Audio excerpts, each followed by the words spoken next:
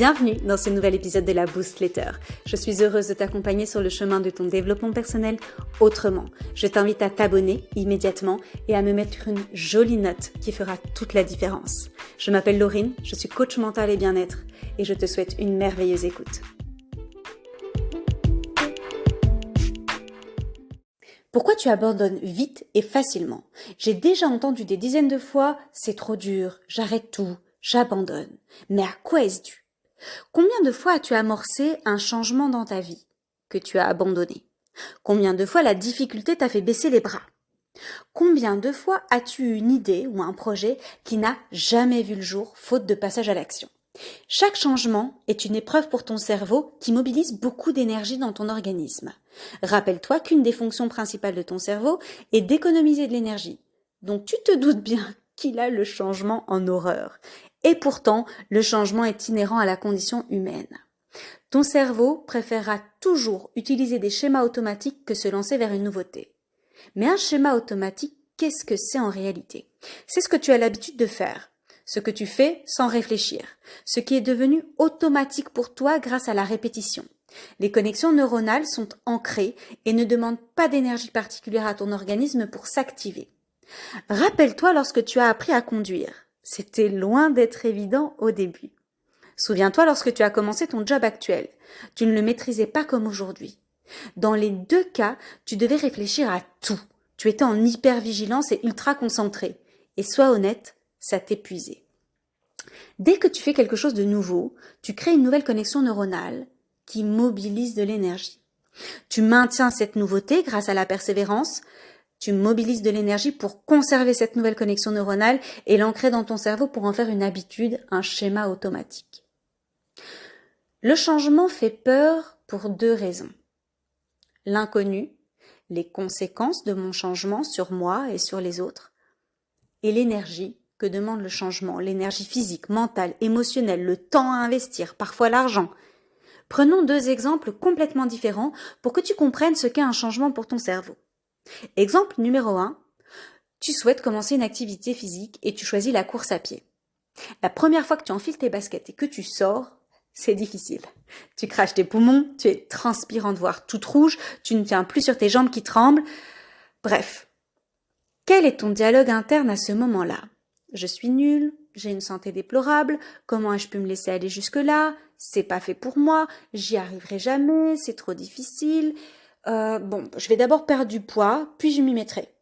Ou alors, j'attends le printemps, quand il fera meilleur. C'était pas une bonne idée aujourd'hui. À mon avis, c'est à cause de mes baskets. Je dois en acheter d'autres. Je dois changer d'endroit. Il y a que des athlètes ici, je me sens encore plus nulle. Exemple numéro 2. Tu souhaites quitter ton compagnon. Première étape du changement, l'avertir. Deuxième étape, passer à l'action et modifier ton quotidien, apprendre à vivre sans l'autre. Aux deux étapes, on va trouver de l'anxiété, du stress, de l'angoisse, de la nervosité, de la peur, etc. en fonction de ton profil. Quel est ton dialogue interne à ce moment-là? Comment va-t-il le prendre? Quelle va être sa réaction? Comment vais-je me sentir? Je suis méchante de lui faire du mal.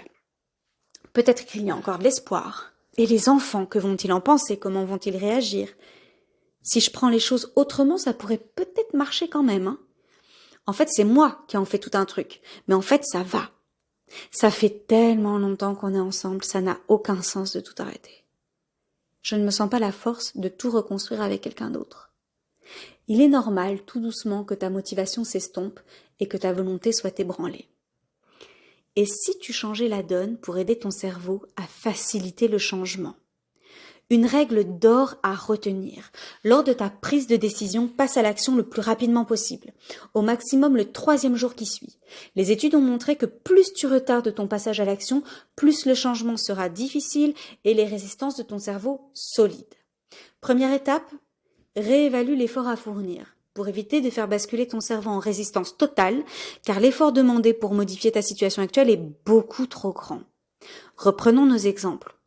Pour l'exemple numéro 1, par exemple, si tu n'as jamais couru auparavant, commence par une alternance de course, 30 secondes, et de marche, 1 minute. Ce sera beaucoup moins compliqué de maintenir l'effort. Exemple numéro 2, si tu n'as jamais évoqué la rupture, commence par lui expliquer l'état dans lequel tu es. ce que tu ne souhaites plus vivre, ce que tu recherches dans une relation pour te sentir bien et que tu ne trouves pas dans la vôtre. Ces deux situations représentent déjà un changement et sont déjà un effort à fournir pour ne plus rester dans ta situation actuelle. Deuxième étape, pour aider ton cerveau à faciliter le changement, change ton dialogue interne. Je le répéterai autant de fois que nécessaire. C'est l'essence même de l'auto-sabotage. Si tu ne crois pas que tu vas y arriver, comment veux-tu y arriver? Si tu écoutes cette petite voix qui veut te garder bien au chaud dans ta situation actuelle, qui est connue et maîtrisée, donc sécurisante pour ton cerveau, alors tu ne peux pas avancer. Tu ne peux pas progresser. Essaye plutôt ceci. Je suis en train de changer mon futur. Je prends soin de moi. Je m'aide à me sentir mieux. J'inspire mon entourage par l'exemple. Pas après pas, jour après jour, j'y arrive même si ça prend du temps. Je ne m'abandonne pas. C'est difficile, mais pas impossible. Choisis ce qui te parle le plus. Crée ce qui te parle le plus. Tu vis le même processus dès que tu souhaites changer quelque chose à ce que tu vis actuellement. Je vais te donner des exemples blocs. Adapte-les à ton quotidien. Déménager. Même 2 étages en dessous. Changer de job, même dans la même boîte. Suivre une nouvelle formation, certifiante ou non, pour le plaisir ou pour le business. T'engager dans une nouvelle relation, amoureuse ou amicale, ou professionnelle. Changer de poste, demander une augmentation, modifier ton régime alimentaire, tester un nouveau sport, apprendre à cuisiner, découvrir une nouvelle activité, perdre du poids, avoir une conversation inconfortable, te lancer dans un nouveau projet.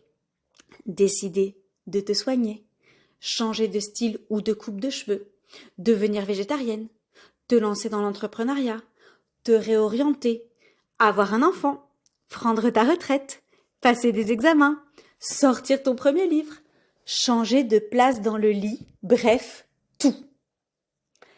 Tous ces changements qui rythment nos vies sont des épreuves sources de stress, de peur et de difficultés. Tes réactions face à la nouveauté font la différence. Tu sais maintenant que ton cerveau est réfractaire au changement, à tout changement. Il ne fait aucune différence entre ce qui est bon pour toi ou pas.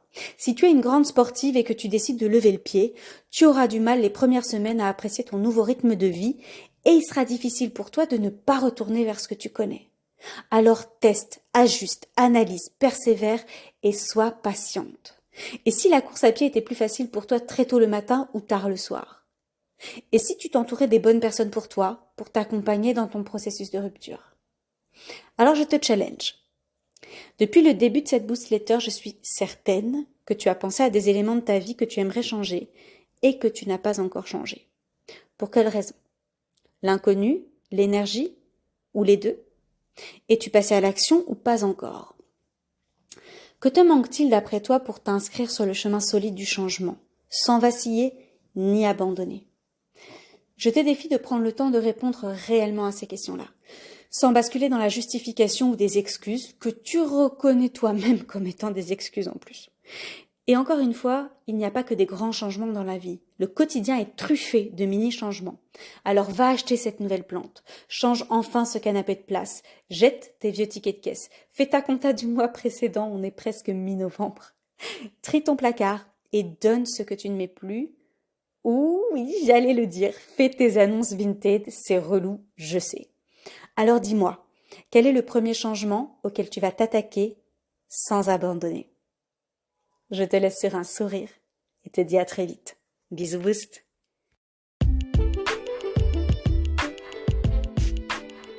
L'épisode est terminé, merci de l'avoir écouté jusqu'au bout. Es-tu prête à relever le challenge du jour?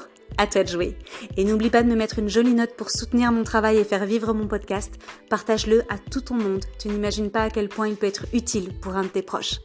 Toute mon actualité se trouve sur mon site internet coachinglorraine.com. J'ai hâte de te retrouver la semaine prochaine. Je te souhaite une belle nuit ou une magnifique journée. Prends soin de toi. À très vite.